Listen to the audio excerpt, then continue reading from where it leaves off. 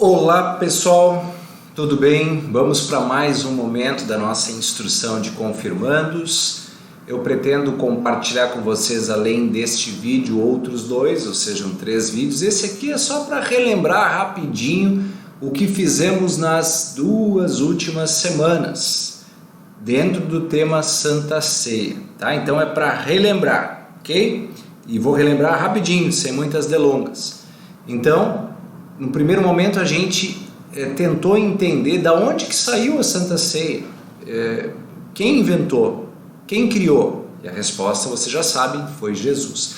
Mas quando Jesus estava reunido com seus discípulos para uma janta ou para uma ceia, o que ele estava comemorando? Tinha uma comemoração especial ali, e a Bíblia diz que era a Páscoa do povo hebreu, de quando o povo foi libertado do Egito. E uma das coisas incríveis que aconteceu foi que veio 10 pragas que forçaram os egípcios a libertarem o povo hebreu. E a última praga dizia que morreria o filho mais velho de toda a família, de toda a casa, a menos que essas pessoas confiassem no poder de Deus. E um sinal, uma amostra desta fé era colocando e confiando num sangue, colocasse o sangue de cordeiro nos umbrais das portas. Deixa eu colocar a imagem aqui para vocês relembrarem, tá? E aí então, depois que eles se libertaram, depois que eles estavam livres pelo poder de Deus, eles foram convidados a toda vez naquela época celebrarem com uma janta aquela libertação, onde a morte passou por sobre a casa e houve vida. Na Páscoa do Novo Testamento nós lembramos a ressurreição de Jesus. E lembramos que ele morreu na Sexta-feira Santa derramando o seu sangue, que ele é o Cordeiro de Deus que tira o pecado da gente e que nos dá vida.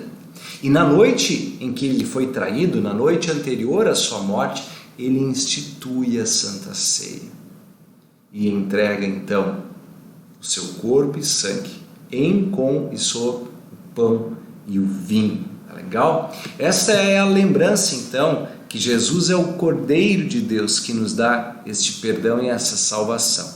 E na aula passada a gente deu essa ênfase aqui sobre os elementos, pão, vinho, corpo e sangue do nosso Senhor e Salvador Jesus. E eu quero destacar um pouquinho sobre isso aí, tá?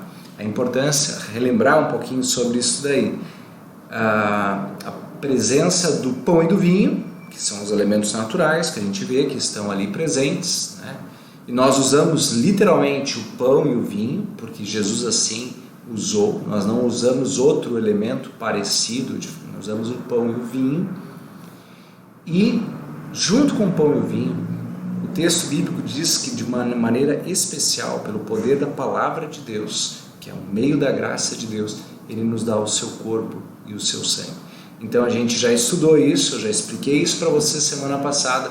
Eu até passei o texto bíblico para a gente ler literalmente o texto, para perceber que no texto, na Bíblia, diz que está presente o pão e o vinho e o corpo e o sangue.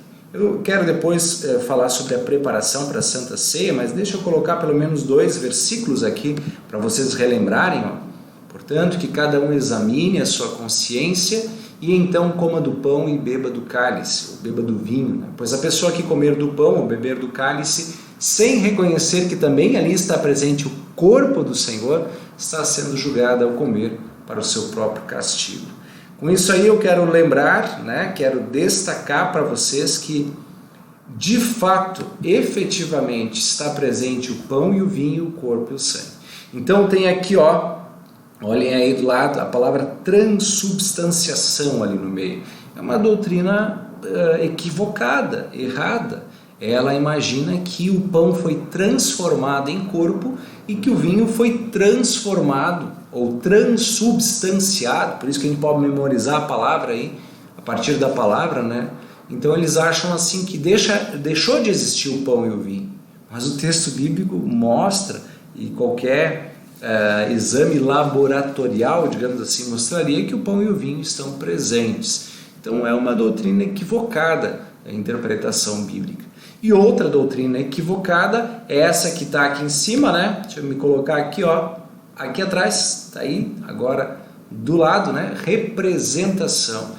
Ela literalmente, conforme a palavra, acredita que o pão apenas representa o corpo e que o vinho apenas representa o sangue, e que então o corpo e o sangue efetivamente não estariam presentes, como você pode ver aqui que está em branco aqui do lado, né? Então, pessoal, só para marcar bem para vocês, parece até racional essa aí do representa, mas se a gente vê o texto, lê o texto bíblico, a gente percebe que Jesus não está fazendo nenhuma comparação ali. Ele não está dizendo, ó, isso aqui significa, representa ou algo assim. Ele está dizendo que isto é o meu corpo, isso é o meu sangue. Mas como é que é feito isso então? Não é assim que o pão se transformou em corpo, mas que o corpo está sendo nos entregue pelo poder da palavra de Deus, né? Bom, estou explicando até demais já. Hoje eu queria só relembrar isso que a gente viu então na aula passada. Como a gente pode ver do lado aí, ó, está presente o pão e o vinho, o corpo e o sangue. Isso é muito importante para levar de fato a sério a Santa Ceia. Não é só uma dinâmica, mas também não é uma mágica, uma transformação. É o pão e o vinho que nos são entregues, mas pelo poder da palavra também o corpo e o sangue nos dando perdão dos pecados. Ok, gente? Isso aí então para a gente relembrar apenas. Vou compartilhar com vocês esse vídeo para vocês aquecerem aí a memória e lembrarem sobre esse importante ensinamento da palavra de Deus. Ok? Até mais!